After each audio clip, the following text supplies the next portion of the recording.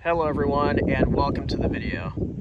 For this video, it'll be kind of an ownership overview type video of my family's 2016 GMC Yukon XL Denali.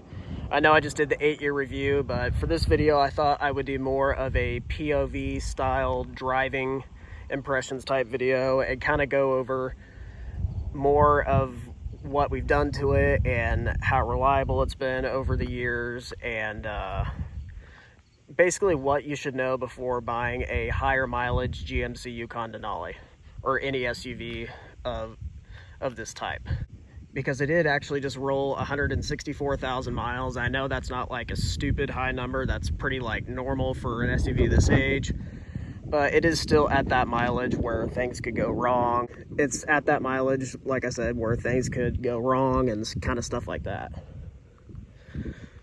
So basically for this video, I'll be talking about what you should know before buying a higher mileage GMC Yukon Denali and why you should buy one, and why these are such good SUVs, and just kind of go over the reliability and all that stuff. It's not super clean right now, but the sun is kind of shining on this beautiful crimson red tint coat color. Definitely my favorite color on this generation Yukon. For those of you that don't know, this is the 4th generation GMC Yukon Denali, which came out for the 2015 model year and was in production from 2015 to 2020, and basically remained the same with minor updates over the years of production. We did, not too long ago, we did actually add these beautiful GMC chrome wheels. They do look really, really good with this red color. They're not polished or anything right now, so they don't look their best. Overall, this thing still looks really, really nice. It's still in really good shape inside and out. We'll go ahead and start it up. Obviously, you just put your foot on the brake and hit the engine start button.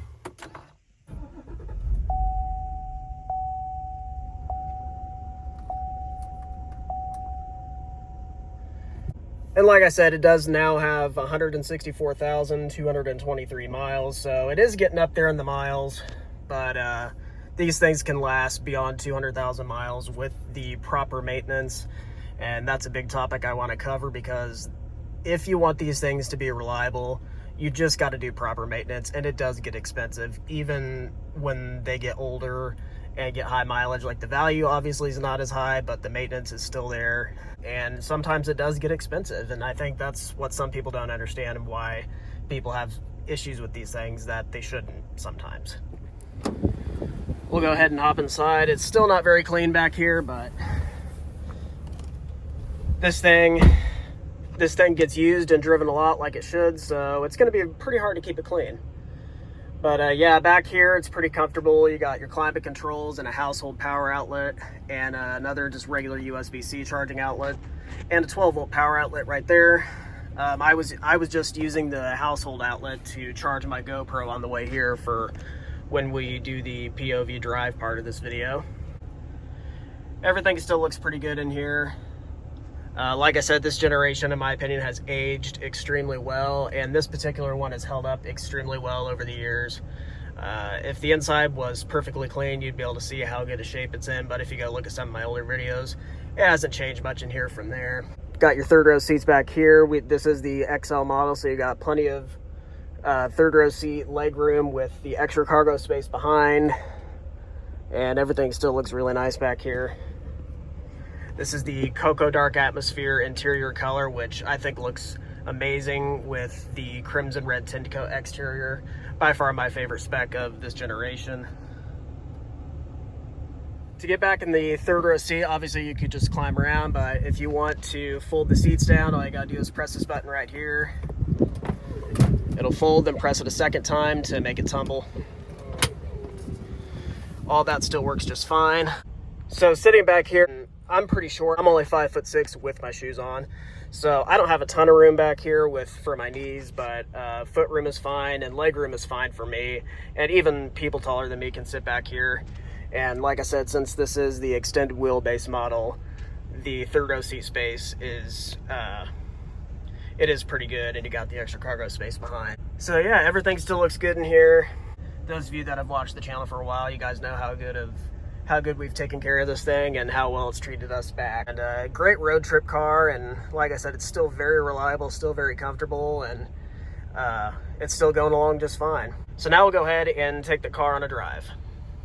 All right, so we'll go ahead and take the car on a drive. For those of you that didn't know already, this does have Android Auto and Apple CarPlay, and if you press this button, the screen does go up. Yeah, it is kind of a cool feature. Got some crap behind there. But yeah, I mean, we don't really use that little behind the screen storage very often. I don't think people who own these really do. But yeah, it still has really good modern tech for the age. It's got Android Auto and CarPlay, like I said. Decent sized screen, kind of small for modern standards. Blind spot monitoring, heated steering wheel, all that good stuff that a luxury SUV should have. And if you hear any noise coming from the back, that's because there's 2 big cases of water behind the third row seats. So if you hear something making weird noises back there, that's what that is. I was too lazy to take them out before the video.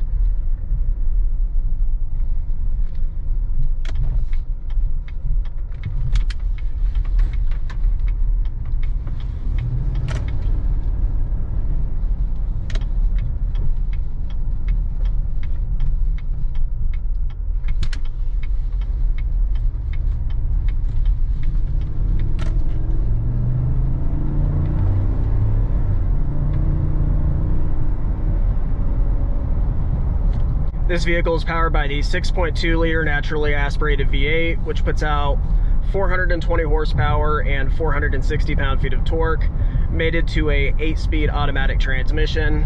That is, if you buy a 2015 or 16 Yukon Denali, that is one downfall, is the 8-speed automatic transmission. That is probably our least favorite part of this thing, but it only acts up every now and then. It's kind of weird. So like right now, I'll be driving around right now and it'll be fine, but like when it's cold, it'll, you know, have a couple of hard shifts before the engine warms up and be a little lurchy at times. After it's all warmed up, it's fine after that. It's done that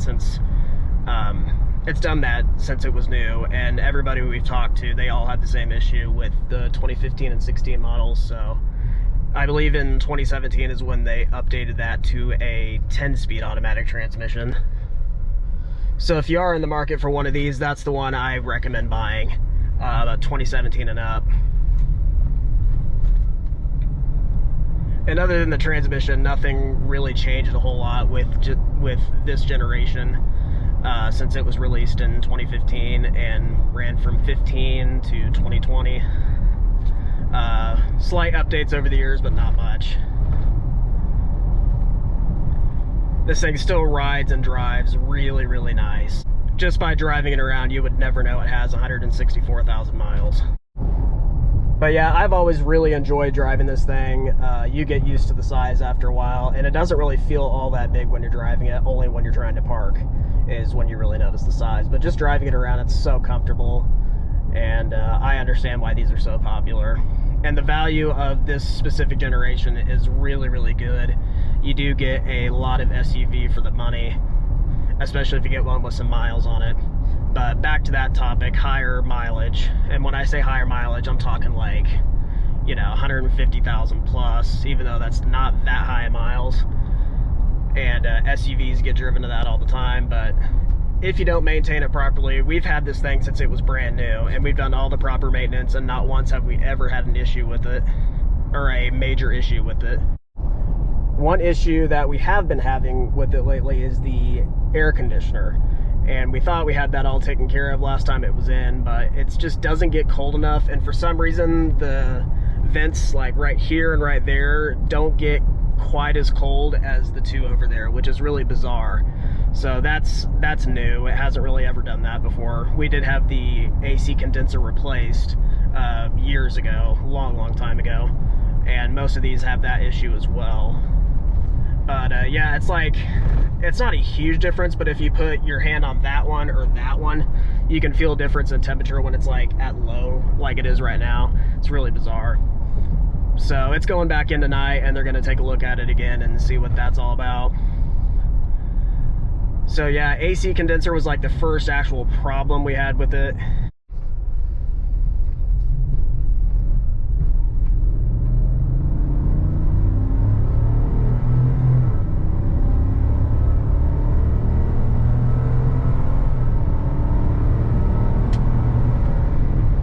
love the way that V8 sounds. But yeah, the AC condenser was really the first actual problem that we had with it, and we got that fixed under warranty. Usually these have, can't remember how many years, but I know it has like a 60,000 mile warranty. So yeah, that was replaced under warranty, thankfully, and it's just now giving us issues again. So we'll see what that's all about. We've had to replace both the front and rear struts, which is something that everybody will have to do at certain mileage. The front struts were replaced at like 90 something thousand miles, and the rear struts were replaced earlier this year in March of 2024, and I think the front struts were sometime in 2021. So I mean, it makes sense because there's obviously more weight in the front. But yeah, so front and rear struts, and obviously regular routine maintenance, lots of oil changes and stuff like that. It's had its spark plugs changed. I believe that was at like 120,000 miles or something like that. And lots of other fluids flushed, and just regular routine maintenance.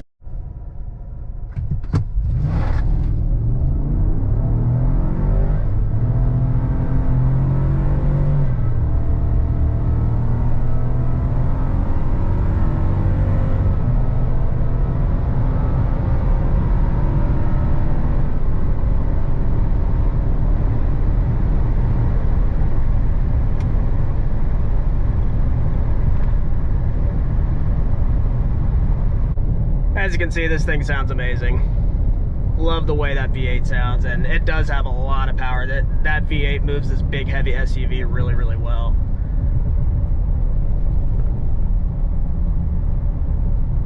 Wish I had my draggy GPS device with me. We could have seen what kind of quarter-mile time it ran, but as you heard at the beginning of that acceleration pull, it did have a little transmission slip. It does that sometimes.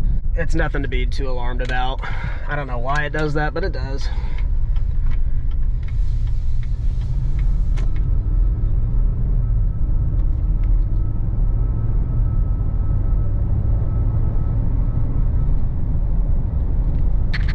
Like I said in one of my previous videos, what I consider a car issue is something that shouldn't go wrong at all, or shouldn't go wrong at whatever time it, you know, broke or something like that. So as far as that, probably AC condenser, even though that should have been a recall, but it wasn't. So AC, front and rear struts, I consider that part of routine maintenance. And the lights go out eventually, so we've had to replace a front headlight and a rear tail light, but that's it. We haven't replaced all four of them, surprisingly, yet. I hear some people have to replace them way earlier than others.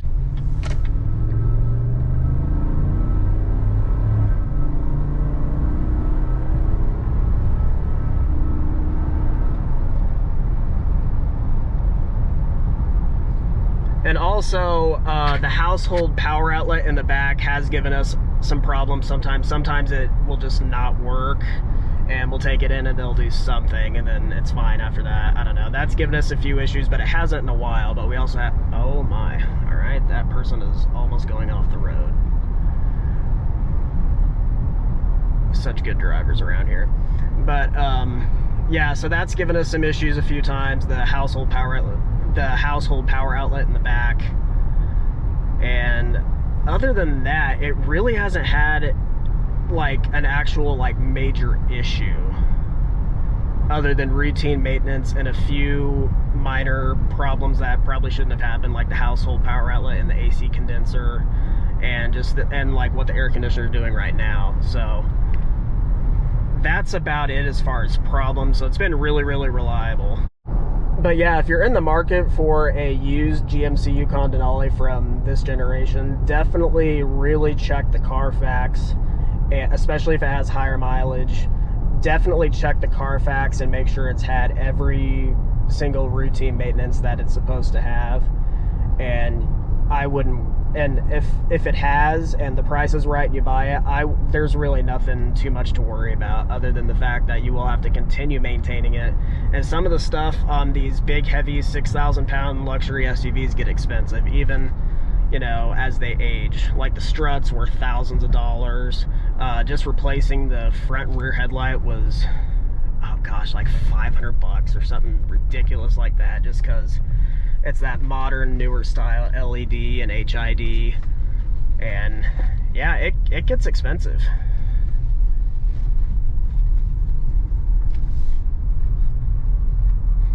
And tires are another thing. I can't remember how many sets of tires we've gone through.